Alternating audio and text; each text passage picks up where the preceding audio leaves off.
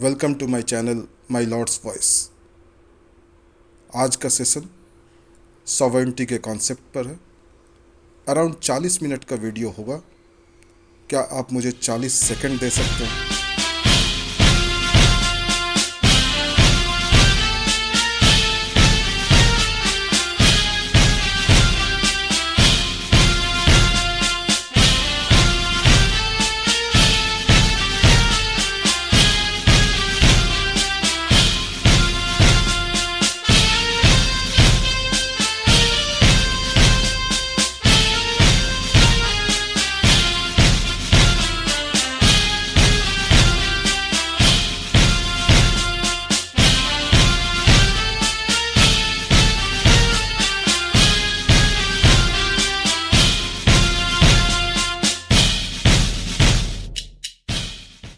Welcome again.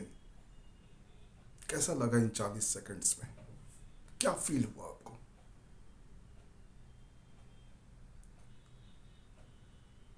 एक चीज आपने नोट किया होगा कि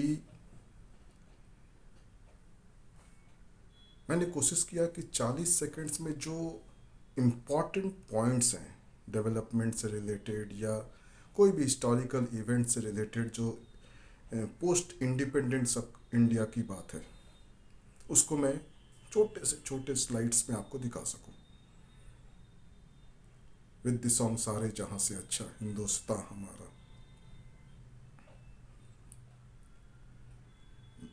सच बताइएगा कि लास्ट में जब आपने झंडे को देखा तो क्या फील हुआ? एक गर्व का फीलिंग, एक अजीब सी अनुभूति जिसको हिंदी में बोलते हैं। क्या है ये देश, क्या है ये झंडा, और क्या फीलिंग्स है, क्या मायने हैं जब हम कहते हैं कि हमारा देश एक सार्वभौमिक देश है, सॉवरेन कंट्री है। तो क्या मायने होते हैं इसके? क्या हम सॉवरेन उस दिन बने जिस दिन देश आज़ाद हुआ? क्या हम सॉवरेन उस दिन बने जिस दिन पहली बार जवाहरलाल नेहरू ने भाषण दिया 15 अगस्त के दिन? क्या हम सॉवरेन उस दिन बने जब हमने पोखरण टेस्ट किया नंबर 1 नंबर 2?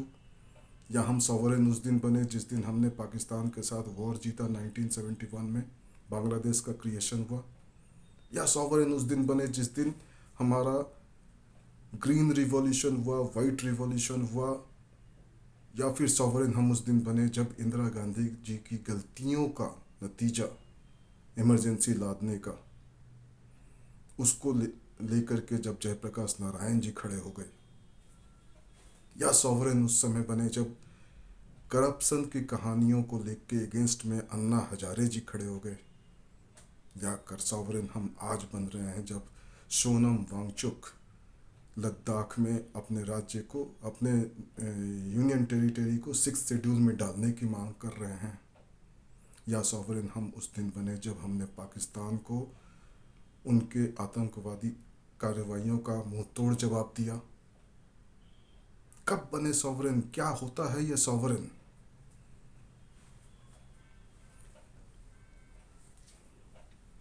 डिस्कस करेंगे हम। आपने सुना होगा, बातें होती हैं कि भगवान ने ये कर दिया, भगवान ने वो कर दिया। कभी अच्छी बात हो गई तो भी भगवान का शुक्रिया, गलत बात हो गई तो भी कहा जाएगा कि भगवान की चाहत थी। क्या कर सकते हैं?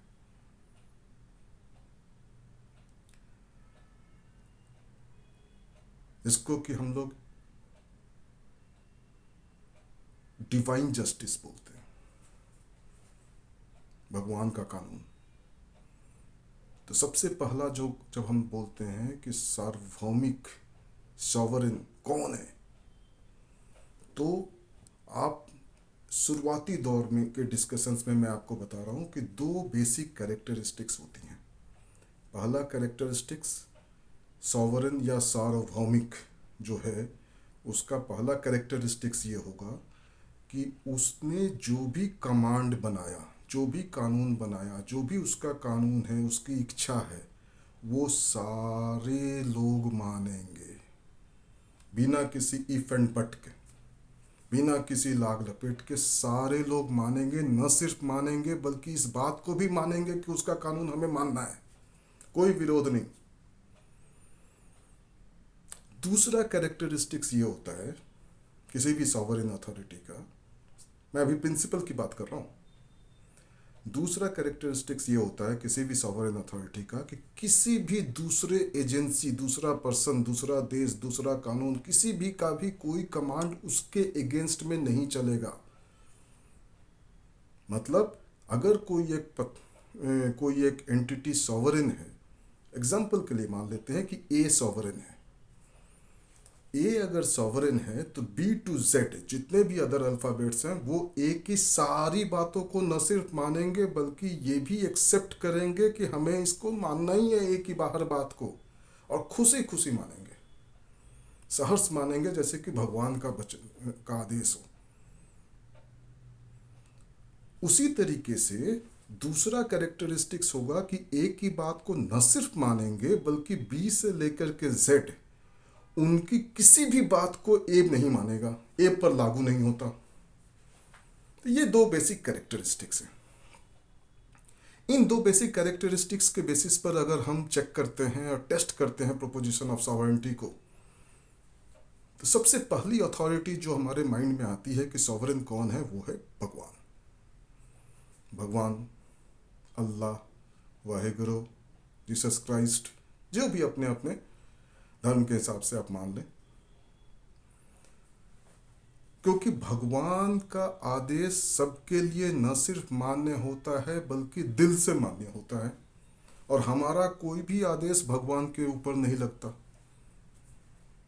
तो सबसे पहला सॉवरेन अथॉरिटी थ्योरीज में जो स्टार्ट होता है वो बहुत सारे थॉट्स में स्टार्ट होता है कि गॉड इज सॉवरेन।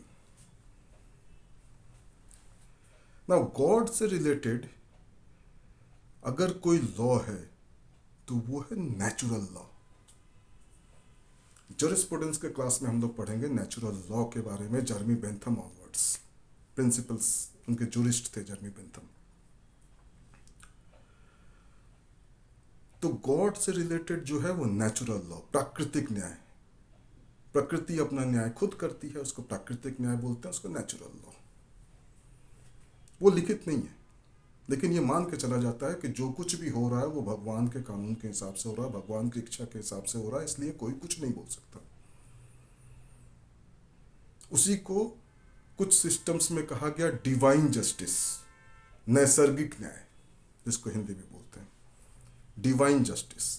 जब आपको नेचुरल लॉ समझ में आने लगे और जब बहुत सारे ऐसे छोटी छोटी चीज़ें ऐसी होने लगती हैं जो कि जस्टिफाइड नहीं होता ह्यूमन कॉन्सेप्चुअलाइजेशन के हिसाब से, ह्यूमन थॉट से उसको जस्टिफाई नहीं किया जा सकता। बहुत बड़े जैसे भूकंप आ गया, हजारों लोगों का डेथ हो गया, तो कोई कैसे बोल सकता है कि प्राकृतिक न्याय है? तो उस समय जब रिबेलियन माइंड आता है कि नहीं भगवान से गलती हो रही है कहीं, तो उसको दूसरे लोग समझाने लगता है कि रुको रुको, ये नेचुरल लॉ के अगला वाला स्टेप है डिवाइन जस्टिस, नैसर्गिक न्याय। हम ही लोगों से कोई गलती हो गई होगी जिसका सजा मिला हमें। तो पहला लॉ क्या है कि भगवान जो करते हैं ठीक करते हैं, उनके हर आदेश को हमें पालन करना जरूरी है और दिल से हम मानते हैं इस बात को। दूसरा, जब हमें दिल में लगता है कि यार भगवान ने कुछ किया, जैसे भूकंप आ गया, बाढ़ आ गया, कुछ हो गया, इस तरीके की जब लॉसेस होती हैं, नेचुरल कैलेमिटीज़ होती हैं, तो हम ये समझ नहीं पाते हैं कि यार ये कैसे हो रहा है, ये क्या नेचुरल जस्टिस है। तब फिर बाकी लोग समझाते हैं कि नहीं, ये डिवाइन जस्टिस है, हम ही लोगों से कुछ गलती हो रही होगी, गलतियों की सजा मिल रही है, तो इसको डिवाइन जस्टिस के रूप में लेके चले।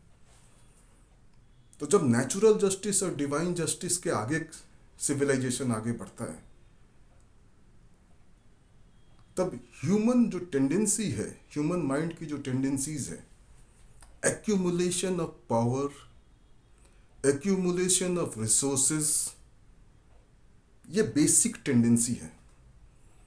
accumulation of power and accumulation of resources for survival। अब ये जो दो बेसिक टेंडेंसी है जिसकी वजह से कॉन्फ्लिक्ट पैदा होता है एक इंडिविजुअल का दूसरे इंडिविजुअल से,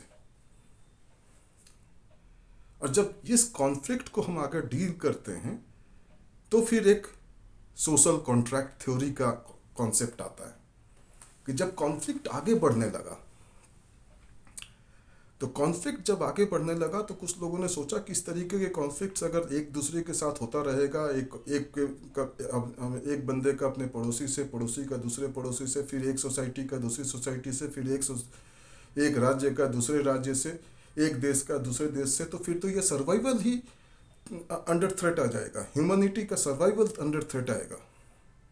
तब एक सिस्टम आया धीरे से जिसको कि इंट्रोड्यूस किया गया हल्का सा कि सोशल कॉन्ट्रैक्ट थ्योरी, कि नहीं, हम एक बेसिक चीज़ों पर कुछ बेसिक नॉर्म्स हम बनाएंगे जो कि रिटन होगा या अंडरस्टूड होगा एंड एग्रीड होगा, और उस मैकेनिज्म में हम अपने रूलर को चुनेंगे, हम अपने लीडर को चुनेंगे,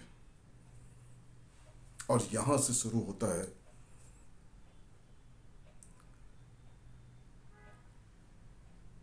the concept of sovereignty vested in God to the concept of sovereignty created by way of a social contract theory.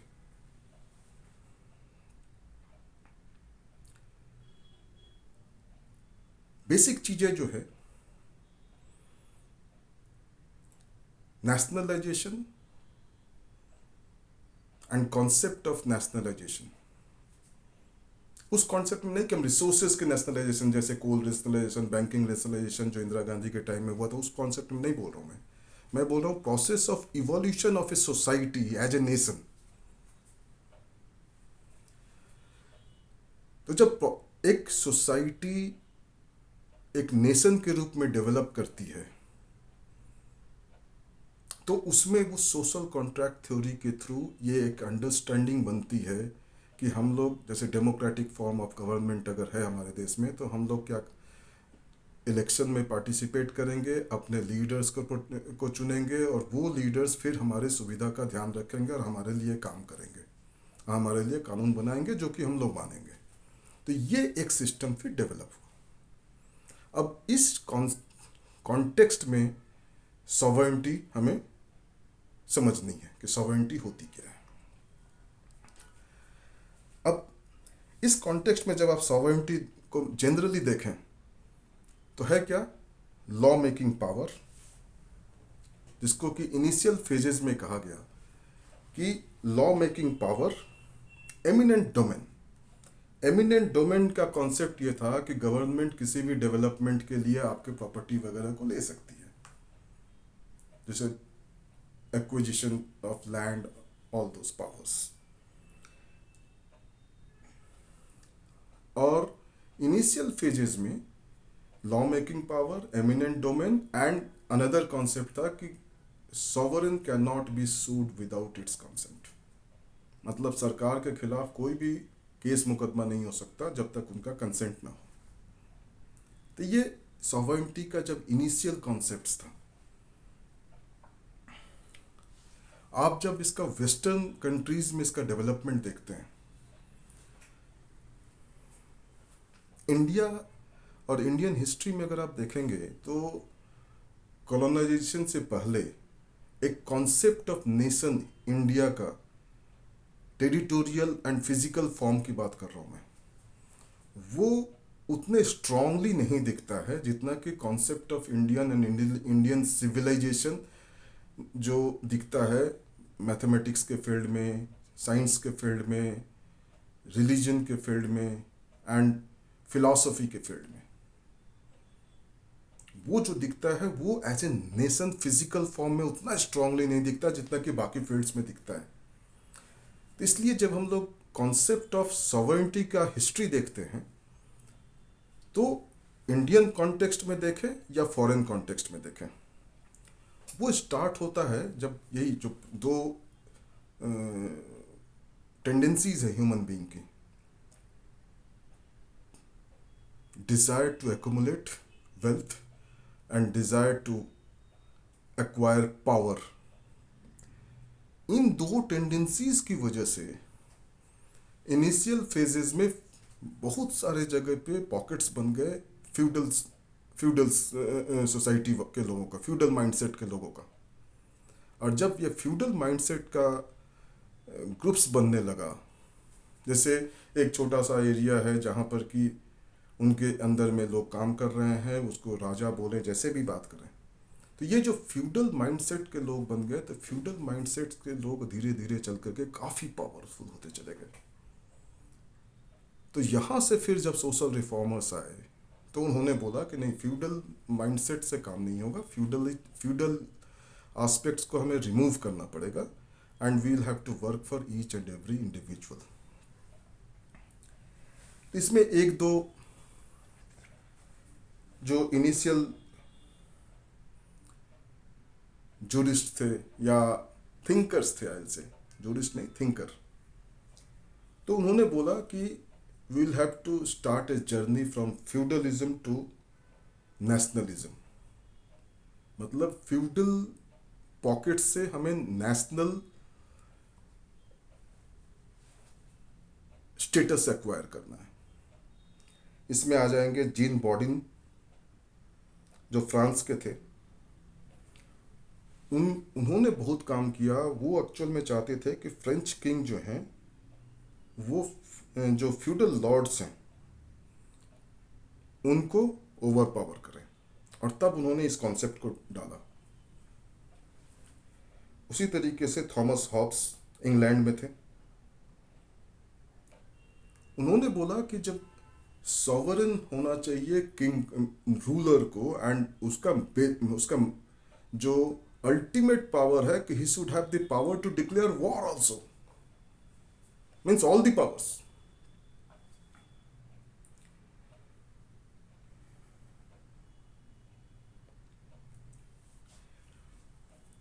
फिर आप इसके थर्ड एस्पेक्ट में देखेंगे, मैंने एक छोटा सा नोट्स बनाया हुआ है, आप चाहेंगे तो मैं आपको भेज दूंगा। आप कमेंट सेक्शन में अपना अगर ईमेल आईडी दे देंगे तो मैं सॉवरेंटी का जो बेसिक एक नोट्स है, जिसमें कि आप चाहें तो कि छोटे क्वेश्चंस का आंसर कैसे करना है एग्जाम्स में, तब उसको कैसे करना है, या अगर आप बड़ा लेंदी लिखना चाहें तो वो भी मैं आपको भेज दूंगा।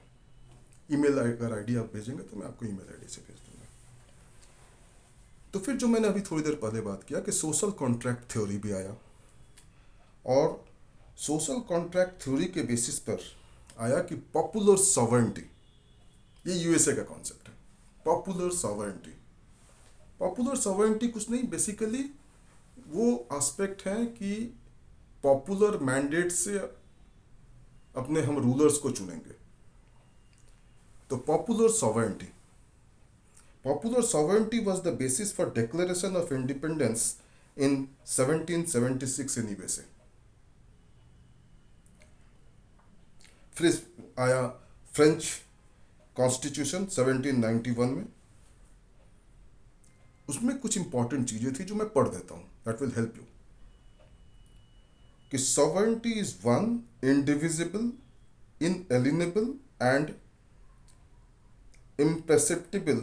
It belongs to nation. No group can attribute sovereignty to itself, nor can individual arrogate to himself. मतलब एज ए नेशन ये सारे कैरेक्टरिस्टिक्स होंगे नेशन के पास, no individual can have it. तो ये जो है इंटरनेशनल पर्सपेक्टिव था जो हमारा डेवलप हो रहा था कॉन्सेप्ट ऑफ सॉवरेंटी में। जब इंडिया की बात करते हैं तो इंडिया में जब कॉन्स्टिट्यूशन फ्रेम हो रहा था तो उसमें भी ये कॉन्सेप्ट डिस्कस हुआ, और उसमें जब डिस्कस हुआ तो उसमें अगर आप देखेंगे तो ये है कॉन्स्टिट्यूएंट असेंबली डिबेट्स वॉल्यूम 6। ये जो प्रोसीडिंग्स चली थी 4 नवंबर 1948 टू 8 जनवरी 1949। यहाँ पर बहुत तरीके के कॉन्सेप्ट्स डिस्कस हुए।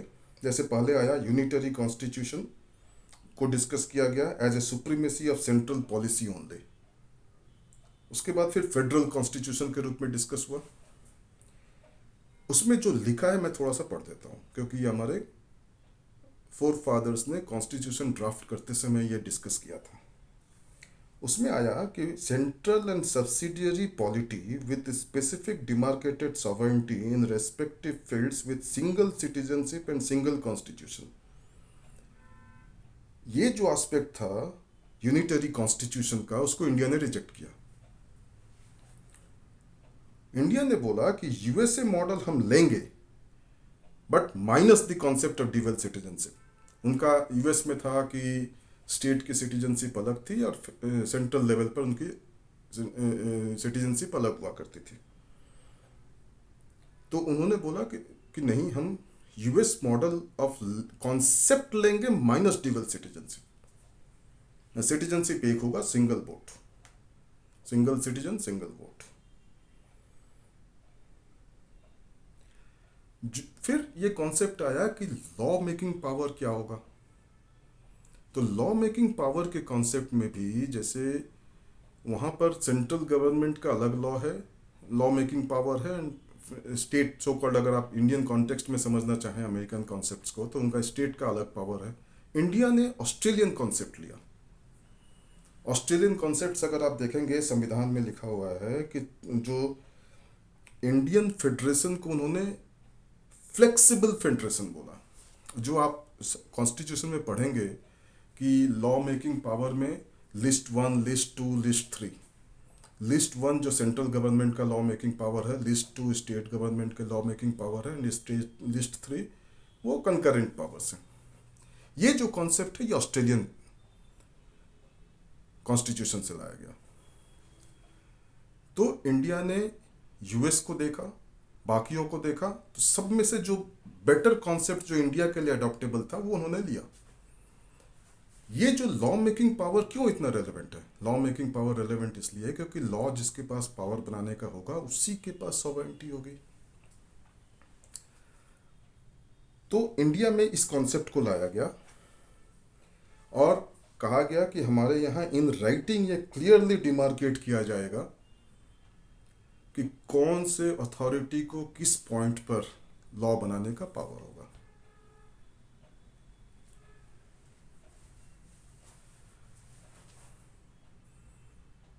तो अगर आप सॉवरेंटी को law, legislative power and legislative competence के हिसाब से अगर आप डिस्कस करते हैं, तो आप बोल सकते हैं कि लिस्ट 1 में जितने भी सब्जेक्ट्स हैं उन सारे पॉइंट्स पर central government is the sovereign authority, and list 2 में जितने कॉन्सेप्ट्स हैं, जितने भी पॉइंट्स हैं जिस पर कि लॉ बनाया जाता है, वो केवल स्टेट बना सकती है एज पर इंडियन कॉन्स्टिट्यूशन। सो लिस्ट 2 में जितने भी सब्जेक्ट्स हैं उन सारे सब्जेक्ट्स पर state is the sovereign authority, and list 3 जहाँ पर कि सेंट्रल एंड स्टेट गवर्नमेंट दोनों लॉ बना सकता है। तो अगर दोनों के बीच में कॉन्फ्लिक्ट नहीं है और दोनों ने लॉ बना रखा है और दोनों लॉ के बीच में कोई कॉन्फ्लिक्ट नहीं है, रिस्पेक्टिवली वो अगर ऑपरेट कर रहे हैं, then they are having separate sovereignties on the same subject, but again in case of conflict, central government law will prevail. So shared sovereignty with supremacy to the central government, parliament of India over the state legislature as far as law making power is concerned. तो ये law making power के point पर आ गया। अब अगर आप हमारे संविधान को देखते हैं तो ये जो कॉन्सेप्ट है सॉवरेन या सॉवरेंटी,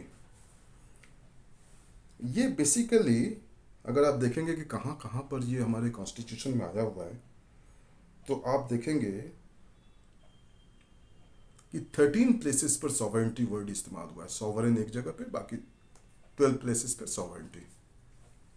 फर्स्ट तो हो गया आपका प्रियम्बल में एक सॉवरेन वर्ड है। Sovereign is one of the characteristics of India. आप जो प्रियम्बल का मैंने वीडियो डाला था, मैं उसका लिंक डाल दूंगा यहाँ।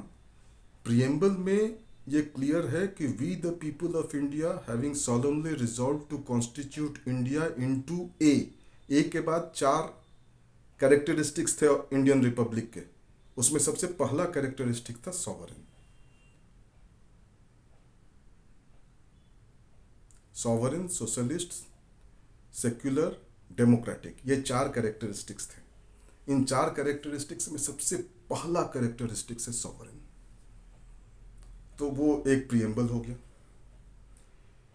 फिर देखेंगे आर्टिकल 1912 में एक बार सॉवरेनिटी वर्ड आया है, 1913 में सॉवरेनिटी वर्ड आया है, 1914 में एक बार सॉवरेनिटी आया है, और आर्टिकल 51C में सॉवरेनिटी आया है। बाकी 8 बार सॉवरेनिटी का रेफरेंस आया है third schedule of our constitution. अब आर्टिकल 19, अगर आप सिंपल देखेंगे, आर्टिकल 19 पर अलग एक वीडियो बनाऊंगा जिसमें फ्रीडम ऑफ स्पीच और ये सारे फ्रीडम्स हैं। तो इन सारे फ्रीडम्स का रीजनेबल रिस्ट्रिक्शंस हैं, कॉरेस्पॉन्डिंग रीजनेबल रिस्ट्रिक्शंस हैं। तो 19(1) में जो है वो उसका अलग रिस्ट्रिक्शंस आता है। तो वो जो रीजनेबल रिस्ट्रिक्शंस आते हैं तो वहाँ पर ये मेंशन किया जाता है कि reasonable restrictions should be in the interest of integrity and sovereignty of India. तो जो भी आपके फ्रीडम है आर्टिकल 19 में, उसका जो कर्टेलमेंट हो सकता है by way of reasonable restrictions, वो वहाँ पर सॉवरेनिटी वर्ड यूज किया गया कि अगर सॉवरेनिटी के इंटरेस्ट पर कोई कर्टेलमेंट करना है फंडामेंटल राइट्स का तो दैट इज परमिसेबल। क्यों? ये सही भी है, क्योंकि अगर कॉन्स्टिट्यूशन के प्रीएम्बल में लिख दिया गया कि इंडिया का कैरेक्टरिस्टिक्स होगा सॉवरेन और फर्स्ट कैरेक्टरिस्टिक्स होगा sovereign, then in that case अगर कोई भी फ्रीडम मिलता है तो उस फर्स्ट कैरेक्टरिस्टिक्स को टिंकर नहीं करने देना चाहिए। तो अगर कोई भी ऐसा इशू है जो कि फ्रीडम ऑफ फंडामेंटल राइट्स में तो कवर होता है, लेकिन उसकी पॉसिबिलिटी है कि वो सॉवरेनिटी के साथ टिंकर करे, then in that case state will have the right to make law or for putting reasonable restrictions on that freedom, fundamental right.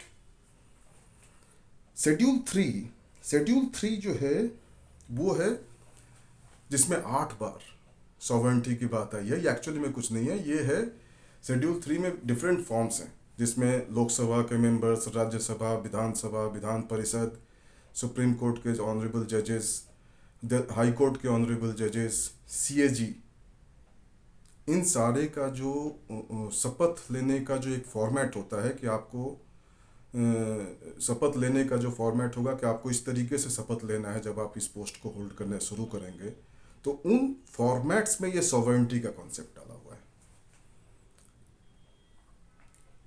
तो इसमें क्या है कि अगर आप, इंटरेस्टिंग है कि आपने देख लिया कि आर्टिकल 19 में जो फ्रीडम है, फंडामेंटल राइट है, उसके में रिस्ट्रिक्शंस, रीजनेबल रिस्ट्रिक्शंस डालने के लिए सॉवरेनिटी का इस्तेमाल किया गया है कि उस ग्राउंड पर, सॉवरेनिटी के ग्राउंड पर रीजनेबल रिस्ट्रिक्शंस डाला जा सकता है। और फिर जितने भी कॉन्स्टिट्यूशनल अथॉरिटीज़ हैं including Lok Sabha member, Rajya Sabha member and Vidhan Sabha, Vidhan Parishad, supreme court जजेज, high court जजेज and CAG, ये जब ओथ लेते हैं तो उनके ओथ में होता है कि आप सॉवरेनिटी को प्रोटेक्ट करेंगे, सॉवरेनिटी को प्रमोट करेंगे। अब इंटरेस्टिंग बात क्या है कि ये जो आर्टिकल 19(2) में जितना भी है सॉवरेनिटी का इस्तेमाल हुआ है, आर्टिकल 1913, 1914, 1912 से लेकर 1914 एंड 51C, ये जो है इनिशियली कॉन्स्टिट्यूशन में नहीं था। इसमें भी एक अलग हिस्ट्री है। हुआ ये कि 19(2) में रिस्ट्रिक्शंस ही नहीं था, कंप्लीट, मोर और लेस कंप्लीट फ्रीडम था। तो हुआ क्या कि इसका भी एक हिस्ट्री ये है कि हुआ क्या कि जब इनिशियली इमीडिएटली आफ्टर इंडिपेंडेंस दो जर्नल आती थी।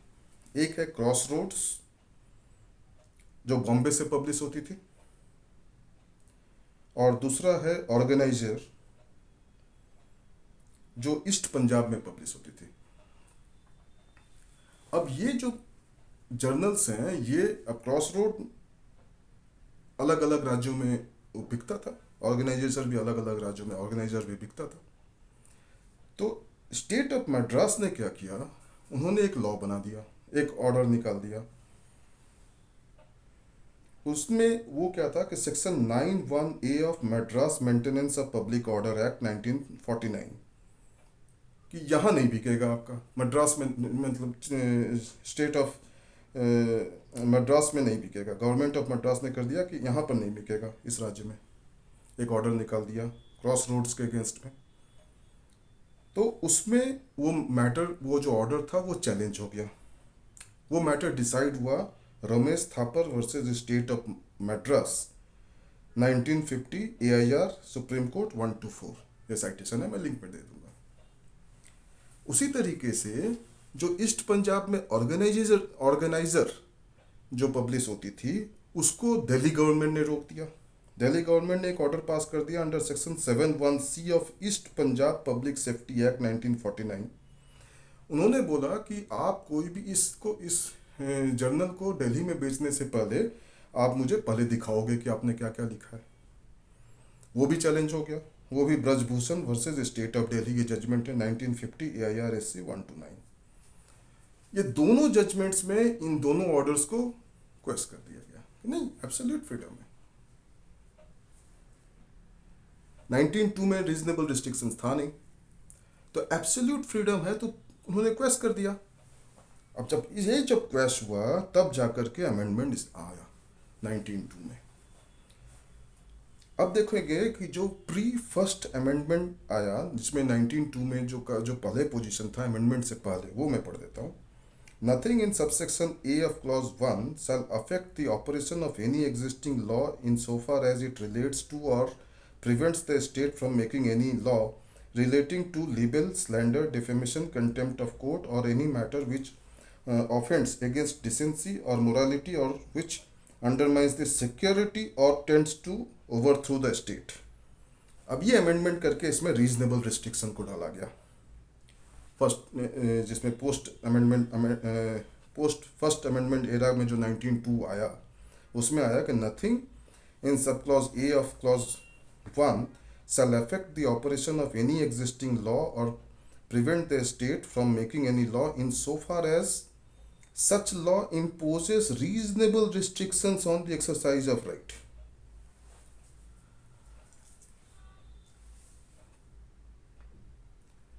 रीजनेबल रिस्ट्रिक्शन का वर्ड लाया गया यहां पर। अब इस पॉइंट पर भी ये जो अमेंडमेंट था, इसके बाद भी इमीडिएटली केस आया। एक सोसाइटी हुआ करती थी जिसको पीपल्स एजुकेशन सोसाइटी था स्टेट ऑफ मद्रास में, उसको अनलॉफुल डिक्लेयर कर दिया गया, अनलॉफुल और अनकॉन्स्टिट्यूशनल। वो चैलेंज हो गया। वो जब चैलेंज हो गया तो कहा गया कि नहीं, अब तो जो रीजनेबल रिस्ट्रिक्शंस है that has to be in the case of each of the cases statutes. इसलिए आप इस तरीके से जनरल स्टेटमेंट नहीं दे सकते कि पूरी सोसाइटी ही बैन हो गई, पूरी सोसाइटी को ही आपने अनकॉन्स्टिट्यूशनल डिक्लेयर कर दिया।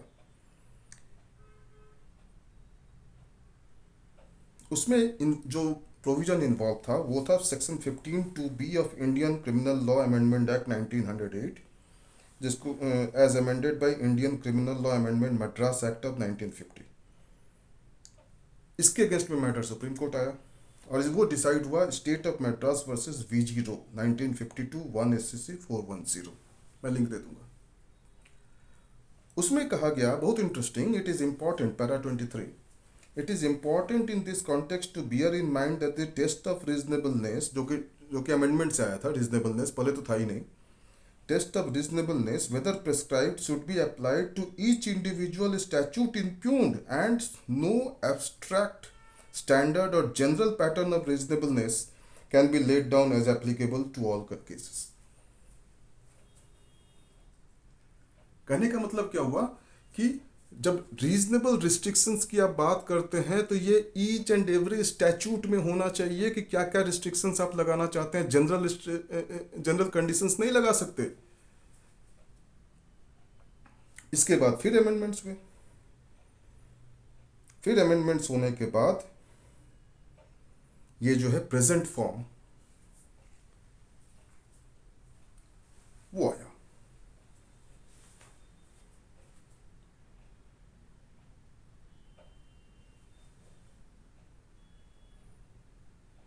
Constitution 16th amendment act 1963।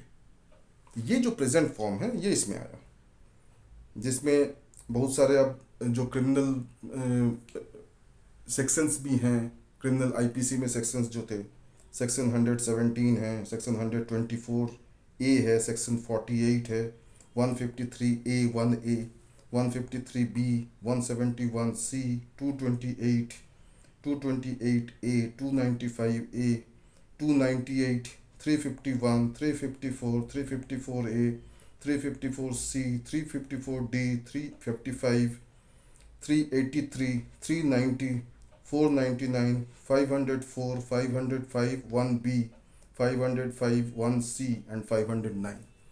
इन सारे प्रोविजंस ऑफ आईपीसी को भी माना गया कि this is part of reasonable restrictions. तो ये जो कॉन्सेप्ट आया, अब देखिए ये सारा रीजनेबल हम लोग कहाँ से चले थे, फिर से रिकैप्चुलेट कीजिए। हमने स्टार्ट किया डिवाइन जस्टिस, उससे भी पहले नेचुरल लॉ, डिवाइन जस्टिस, उसके बाद social contract theory, social contract theory के बाद evolution of process from feudalism to nationalism, then framing of constitution. Framing of constitution में हम लोग यूएसए का सॉवरेन का कॉन्सेप्ट लेते हैं minus dual citizenship with added input from Australian citizenship with respect to 3 lists, and then we proceed further, first amendment जहाँ पर कि रीजनेबल रिस्ट्रिक्शंस का कॉन्सेप्ट आता है, देन 16th अमेंडमेंट जहाँ पर बाकी सारे रीजनेबल रिस्ट्रिक्शंस के पॉइंट आ जाते हैं। जो 16th जो अमेंडमेंट है, अगर आप ध्यान देंगे तो ये 1963 का एरा है, और ये 1963 मतलब after our loss to China war in 1962।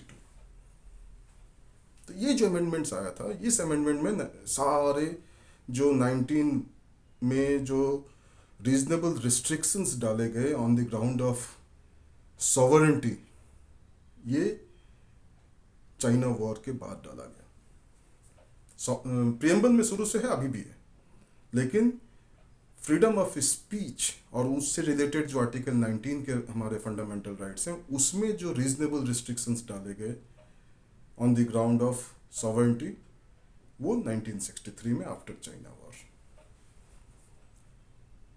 तो सॉवरेंटी का कॉन्सेप्ट जो है, जो शुरू में हमारे फोर फादर्स ने सोच रखा था, उससे ज़्यादा उसका इंपॉर्टेंस बढ़ा 1963 में। Everybody was supposed to act to protect, maintain and work for sovereignty. अब ये कॉन्सेप्ट है सॉवरेंटी का। तो इंडियन कॉन्टेक्स्ट में अगर आप देखते हैं सॉवरेंटी को,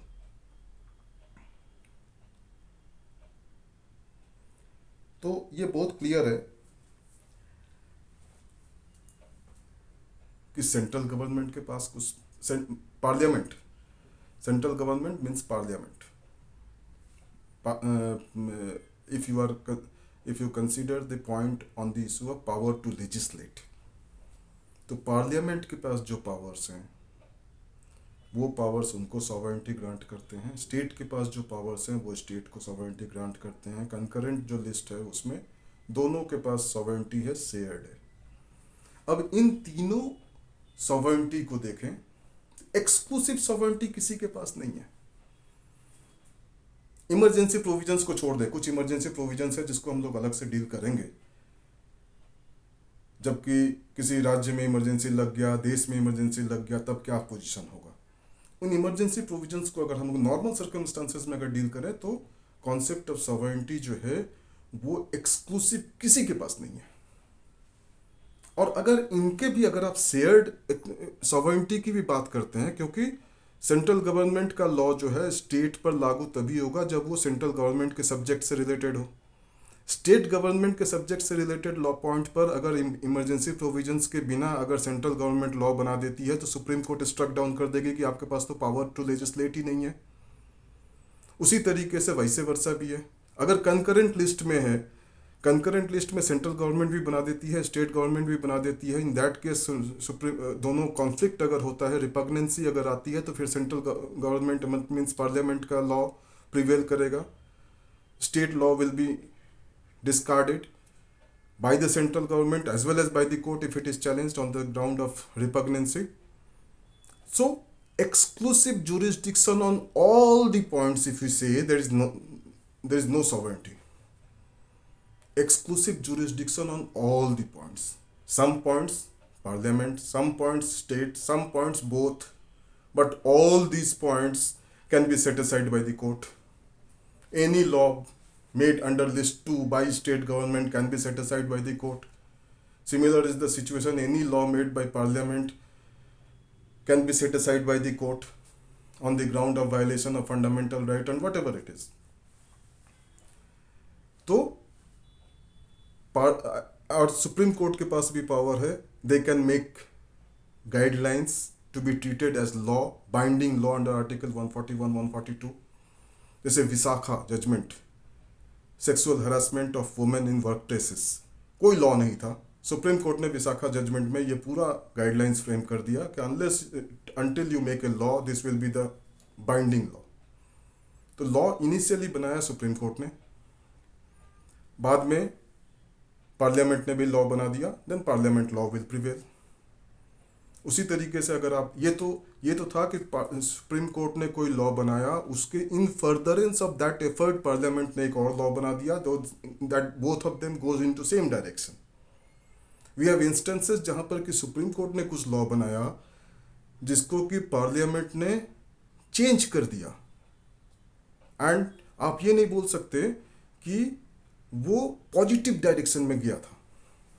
जैसे राइट्स ऑफ मुस्लिम वुमेन, जो लैंडमार्क जजमेंट था साहबानों के केस में, सुप्रीम कोर्ट ने दिया था कि मुस्लिम वुमेन के पास भी वही राइट्स होंगे मेंटेनेंस के जो कि हिंदू वुमेन और अदरवाइज जो सेक्शन 125 में जो कि बिना रिलीजियस पॉइंट को लिए हुए, जो रिलीजियस पॉइंट को इग्नोर करके जो मेंटेनेंस मिलता है वो सबको मिलना चाहिए, सेम, सबको सेम बेनिफिट्स मिलना चाहिए. साहबानो जजमेंट का जो रेशियो था, जो उसका सोल था, वो रिफॉर्म्स की तरफ जाता था, सोशल रिफॉर्म. लेकिन हमारे पार्लियामेंट ने उसको चेंज किया, और चेंज करके जो किया वो जो है, आप ये नहीं बोल सकते कि वो सोशल रिफॉर्म की तरह जाता है. कहीं ना कहीं वो जो प्रोसेस ऑफ रिफॉर्म जो इनिशिएट हुआ था साहबानो जजमेंट से, उसको कहीं ना कहीं लिक्विडेट किया गया. तो ये एक इंस्टेंस ये भी है. आप सब्सिक्वेंटली बहुत सारे आपको इंस्टेंसेस मिल जाएंगे. जैसे रिसेंटली जो सुप्रीम कोर्ट ने जजमेंट दिया, इलेक्शन कमिश्नर के ऑफ इंडिया में जो अपॉइंटमेंट्स होंगे वो prime minister, opposition leader and chief justice के पार्टिसिपेशन से होगा. पार्लियामेंट ने बोला इन इट्स विजडम कि नहीं, prime minister, opposition leader and minister appointed by prime minister will be the deciding authority. उन्होंने लॉ को चेंज कर दिया. अब अगर आप कॉन्स्टिट्यूशनल मोरालिटी एंड एथिक्स की बात करते हैं, और पार्लियामेंट के इस लॉ को मानना ही है, सही है, जब तक लॉ है तब तक सही है, बाइंडिंग है, as a citizen we are bound by that. लेकिन क्या एक बेसिक क्वेश्चन अगर मैं अपने आप से पूछूं, तो क्या मैं ये एक्सेप्ट करने की पोजीशन में हूं कि एक मिनिस्टर जिसको कि प्राइम मिनिस्टर अपॉइंट करते हैं वो ज़्यादा इंसाइटफुल होते हैं, ज़्यादा कैलिब्रेटेड होते हैं, ज़्यादा हमारे चीफ जस्टिस का, क्या हमारे चीफ जस्टिस को उस पूरे सिस्टम से इग्नोर करना, बाहर निकाल देना कॉन्स्टिट्यूशनल मोरालिटी एंड एथिक्स में आता है? आप देखें तो मुझे लगता है कि जिस मोरालिटी एंड एथिक्स को प्रमोट करने के लिए जो जजमेंट दिया गया था chief justice, prime minister and opposition leader के इन्वॉल्वमेंट को लेकर के, तो वो मोरालिटी एंड एथिक्स कहीं ना कहीं चीफ जस्टिस के पॉइंट ऑफ व्यू से अगर देखें तो कॉम्प्रोमाइज हो रही है। चीफ जस्टिस को लगा कि मैं तो कॉन्स्टिट्यूशनल कोई भी आम जनसाधारण के माइंड में ये बातें जा सकती हैं कि चीफ जस्टिस भी तो एक अथॉरिटी है, कॉन्स्टिट्यूशनल अथॉरिटी है, उनको निकालने की जल्दी क्यों है। तो ऐसे भी इंस्टेंसेस हैं जहां पर कि लोग सुप्रीम कोर्ट कानून बनाती है, कानून को चेंज करती है या कानून को मॉडिफाई करती है या इंटरप्रेट करती है और उसको नेगेटिवली उसको हटा करके दूसरे लॉ को बनाया जाता है, जैसे साहबानों में हुआ, इलेक्शन कमीशन में भी हुआ। तो उसमें देखेंगे तो क्या सुप्रीम कोर्ट के पास सॉवरेनिटी है? नहीं है, क्योंकि सुप्रीम कोर्ट अगर कानून बनाता है या आर्टिकल 141, 142 का यूज़ करके कोई गाइडलाइंस देता है तो उसके अगेंस्ट में पार्लियामेंट चेंज कर सकता है, पार्लियामेंट लॉ बनाता है तो सुप्रीम कोर्ट चेंज कर सकता है। तो ये चेक्स एंड बैलेंसेज है अल्टीमेटली।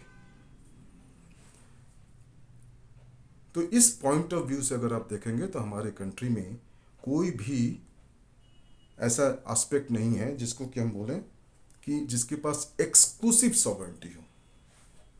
तो हमारे पास क्या है कि हमारी अथॉरिटीज़ जो हैं वो शेयर्ड सॉवरेनिटी यूज़ करती हैं। शेयर्ड सॉवरेनिटी, सबके पास अपने अपने सॉवरेनिटी हैं, सब लोग अपना अपना यूज़ करता है।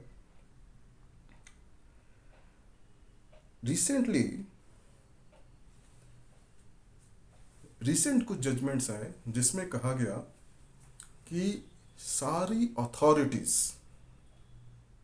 सुप्रीम कोर्ट की हो, पार्लियामेंट की हो, सारी अथॉरिटी, वो सारे कॉन्स्टिट्यूशनल एंड अदर अथॉरिटीज़ जो डिराइव करते हैं वो कॉन्स्टिट्यूशन से डिराइव करते हैं। लेकिन कॉन्स्टिट्यूशन जो मैंडेट डिराइव करता है वो है पीपल ऑफ इंडिया। तो रिसेंट जजमेंट्स में ये ऑब्जर्वेशंस आ रहे हैं कि people of India are having the sovereign authority, वो सॉवरेन है पीपल ऑफ इंडिया। लेकिन अगर स्ट्रिक्ट सेंस में देखें तो क्या पीपल ऑफ इंडिया सॉवरेन हैं? सॉवरेन होने को अगर उन ड्यूअल कैरेक्टरिस्टिक्स के साथ अगर इस प्रोपोजिशन को टेस्ट किया जाए तो क्या वो हैं? पीपल ऑफ इंडिया के पास सिर्फ एक राइट है कि आप जो है वोट करोगे और अपने रिप्रेजेंटेटिव को चुन लोगे। उसके बाद रिप्रेजेंटेटिव के पास वो राइट्स हैं कि वो लॉ लेजिस्लेट करेंगे। इस कॉन्टेक्स्ट में अगर आप देखें तो स्ट्रिक्ट सेंस में पीपल ऑफ इंडिया के पास भी सॉवरेनिटी नहीं है। डिजोरे यस, डिजोरे माने judicially yes, people of India चूंकि मेन बंदों को चुनती है, लॉ लेजिस्लेटर्स को चुनती है, तो उनके पास सॉवरेनिटी है।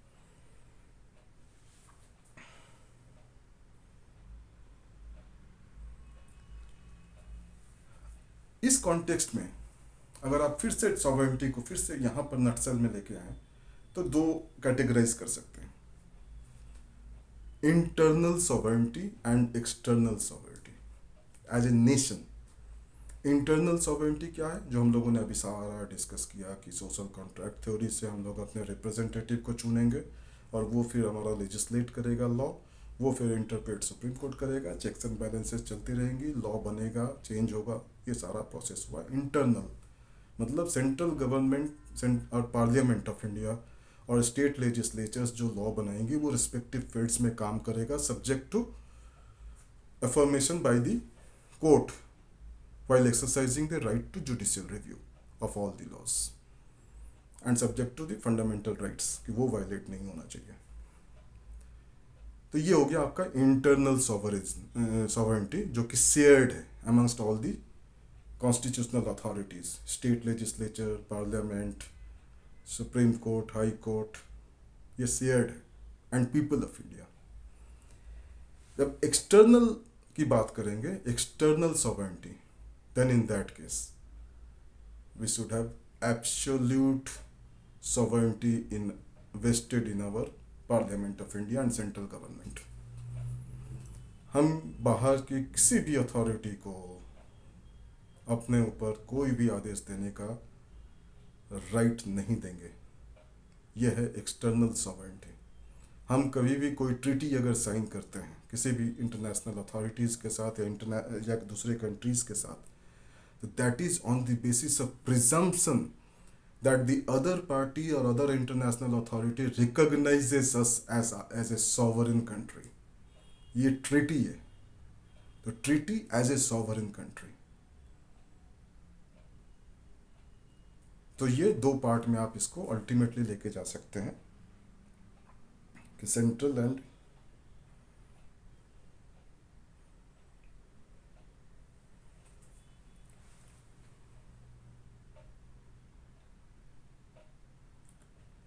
कुछ इंपॉर्टेंट जजमेंट्स। इनफैक्ट मैं एक और सेशन करूंगा सॉवरेनिटी के कॉन्सेप्ट पे जिसमें सिर्फ जजमेंट्स की बात होगी, लेकिन रीसेंट कुछ जजमेंट्स हैं। एक जजमेंट है 7 मार्च 2024 का। उसमें क्या हुआ कि ये केस का नाम मैं बता देता हूँ, Javed Ahmad Hajam versus state of Maharashtra, criminal appeal number 886 of 2024 decided by honourable supreme court of India by justice Abhay S Oka and Ujjal Bhuyan. इसमें क्या हुआ कि ये जो अपीलेंट हैं इन्होंने कुछ व्हाट्सएप डाला। इन्होंने आर्टिकल 370 जब आर्टिकल 370 पर जब नया कानून बना, उन्होंने अपना डिस्प्लेजर डाल दिया व्हाट्सएप ग्रुप में, जिसमें कि बहुत सारे स्टूडेंट्स भी थे। और एक और एस्पेक्ट क्या हुआ कि इन्होंने 14 अगस्त के दिन एक व्हाट्सएप ग्रुप में लिख दिया कि पाकिस्तानी पीपल को कॉन्ग्रेचुलेट किया ऑन देयर इंडिपेंडेंस डे। इनके ऊपर में एफआईआर हो गया सेक्शन 153A आईपीसी में। वो हाई कोर्ट में गए क्वेश्चन के लिए, हाई कोर्ट ने क्वेश्चन नहीं किया कि नहीं, आप ग्रुप है, ग्रुप में आप बहुत सारे स्टूडेंट्स हैं, दे माइट बी प्रोवोकेटेड, कुछ रीजंस इसी तरीके के आए। सुप्रीम कोर्ट ने बोला कि अगर वो अपनी नाखुशी जताते हैं 370 के लॉ पर, तो नाखुशी जताना 153A में कवर नहीं होता। इसी तरीके से अगर पड़ोसी देश के लोगों को कुछ कॉन्ग्रेचुलेट कर दिया जाए उनके स्वतंत्रता दिवस पर, या उनके कोई फंक्शंस हैं, नेशनल फंक्शंस हैं, जैसे होता है एक कंट्री दूसरे कंट्री को कॉन्ग्रेचुलेट करती हैं उनके स्थापना दिवस पर, और तो वो भी उस तरीके से नहीं होगा।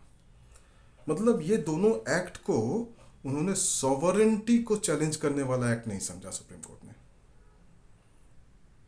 कि अगर मैं अपने पड़ोसी देश के को कॉन्ग्रेचुलेट कर देता हूँ उनके बर्थडे, उनके इंडिपेंडेंस डे पर, या फिर मैं अपनी नाखुशी जाहिर करता हूँ सेंट्रल गवर्नमेंट के किसी डिसीजन पे या स्टेट गवर्नमेंट के किसी डिसीजन पर, ये सॉवरेनिटी के अगेंस्ट में एक्ट नहीं है। तो कॉन्सेप्ट ऑफ सॉवरेनिटी समझिए। कॉन्सेप्ट ऑफ सॉवरेनिटी, आप सॉवरेनिटी को चैलेंज करने का मतलब क्या है कि आप authority to legislate, authority to enforce your law, authority to implement your law, उसको चैलेंज कर रहे हैं। अगर मान लीजिए कि कोई गवर्नमेंट मुझे बोलती है कि नहीं, आज से आपके ऊपर 50%, 80% इनकम टैक्स लगेगा, मैं क्या बोलता हूँ कि मैं कहाँ से दूंगा, ये तो बड़ा गलत बात हो गई। तो मैंने अपनी नाखुशी जताया, लेकिन मैंने ये नहीं बोला कि आपके पास अधिकार नहीं है 80% लगाने का। मैं आपके इस अधिकार को चुनौती देता हूँ। तो मैं नहीं कर सकता वो, क्योंकि ये करने के लिए मुझे कोर्ट में जाना पड़ेगा। तो मुझे कोर्ट के उस मैकेनिज्म को यूज़ करना पड़ेगा। बिना मैकेनिज्म यूज़ किए हुए आप किसी भी अथॉरिटी को चैलेंज नहीं कर सकते, सॉवरेनिटी को चैलेंज नहीं कर सकते। इसी तरीके से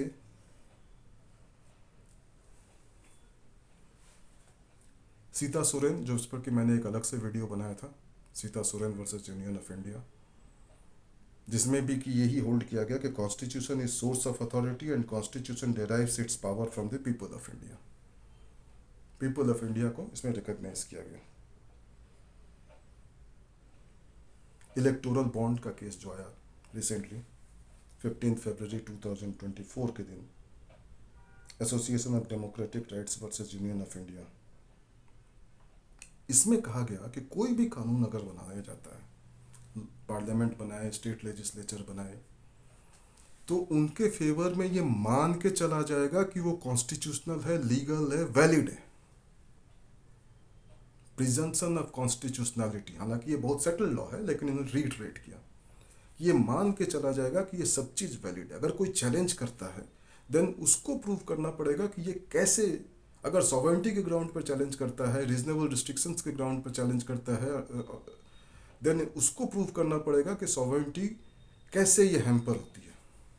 लेकिन इस चैलेंज प्रोसेस में अगर गवर्नमेंट इस बात को एक्सेप्ट करती है कि हाँ हम लोग कुछ चीज़ें ऐसी कर रहे हैं जो कि इसमें कवर्ड नहीं है, जो कि अदरवाइज फंडामेंटल राइट है, लेकिन हम लोग इसमें कर्टेल कर रहे हैं under the ground of sovereignty, then in that case वो गवर्नमेंट का ओनर्स होगा, डिस्चार्ज करना होगा, गवर्नमेंट को बताना होगा कि कैसे ये सॉवरेंटी में आता है। तो presumption of constitutionality in favor of law enacted by legislature. The court said that it casts heavy burden on the legislature to satisfy that the restrictions restricting the fundamental rights, if any, fall within the concept of sovereignty.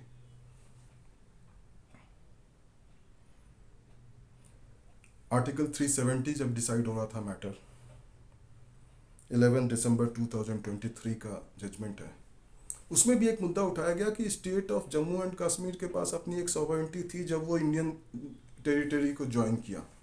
Court ने बोला नहीं थी। Indian constitution में people से सारी चीज़ें ली गई, Indian constitution ने लिखा है, ऐसी कोई बात जम्मू कश्मीर के कॉन्स्टिट्यूशन में नहीं था। तो वहाँ पर जब कॉन्सेप्ट डिस्कस हुआ है सॉवरेंटी का, वो बड़ा इंटरेस्टिंग है, आप पढ़िएगा। पैराग्राफ 89 ऑनवर्ड्स,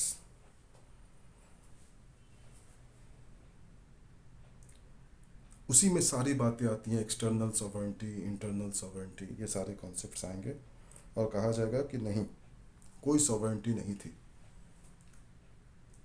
तो इस तरीके से आज के सेशन को हम लोग कंक्लूड करते हैं ये बोलते हुए कि naturally speaking God is sovereign. God rules us by natural law. Some discomfort, like natural calamities, etc., were explained by divine justice, saying that there must be some mistake by the people so that the God is punishing us by those acts.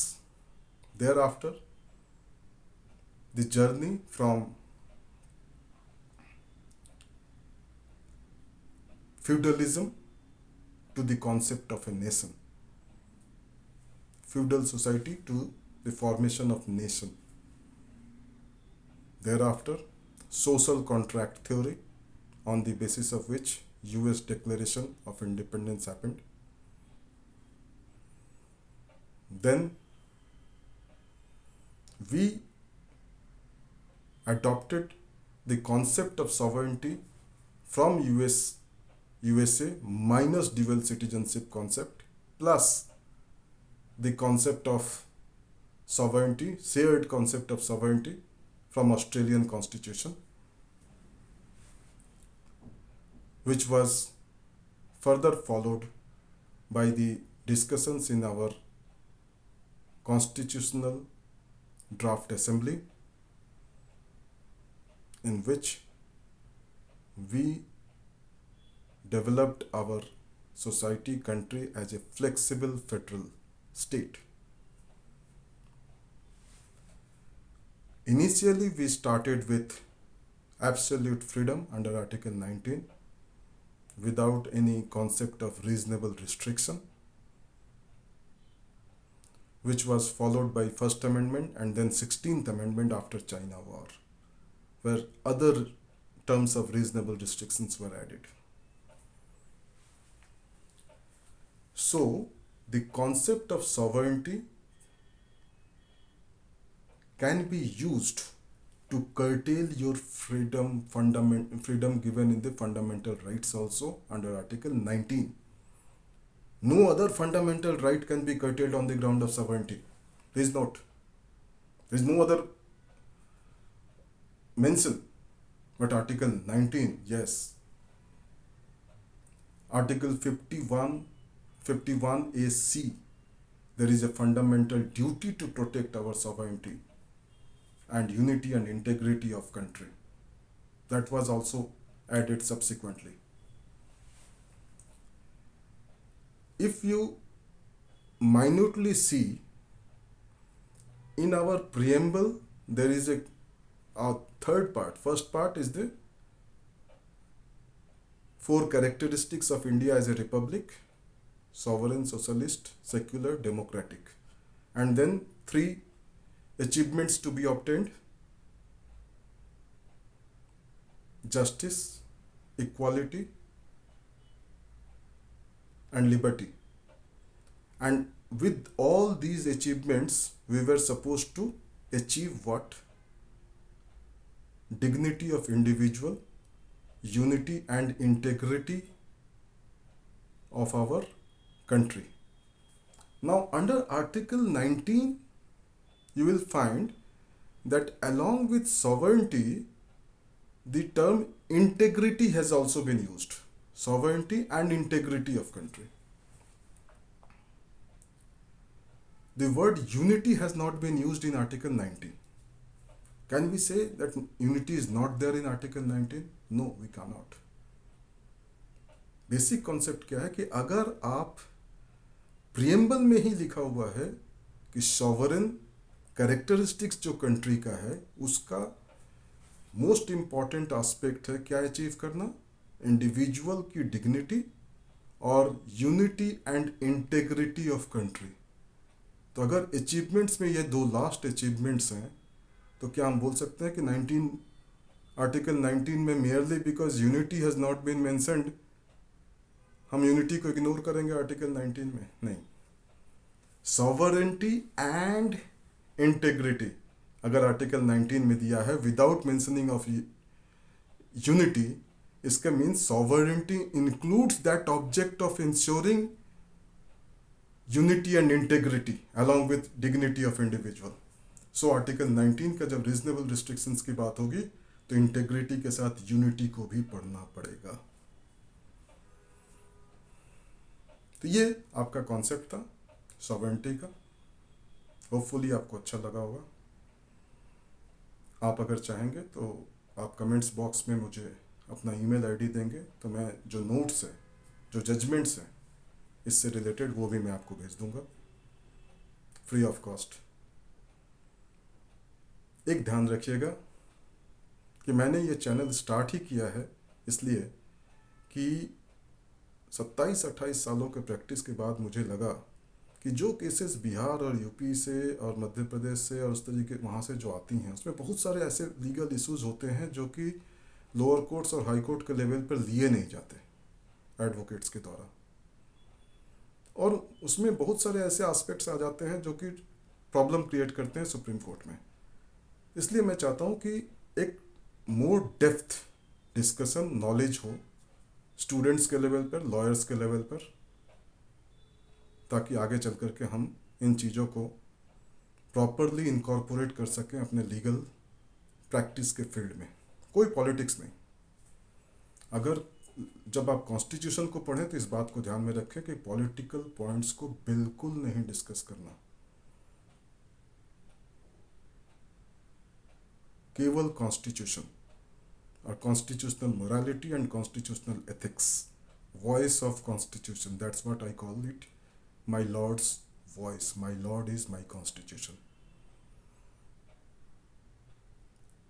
तो 27 सालों में मैं एक last में 1 minute का time दूंगा. 27 सालों में मुझे सबसे बड़ा प्रॉब्लम जो हुआ एज एन एडवोकेट कि मुझे फ़ी मांगने में मैं बहुत ज़्यादा कंफर्टेबल महसूस नहीं करता था अपने क्लाइंट्स के साथ. आज भी नहीं. उसी तरीके से आपने देखा होगा पिछले कुछ वीडियोस में मैंने आपको सब्सक्राइब करना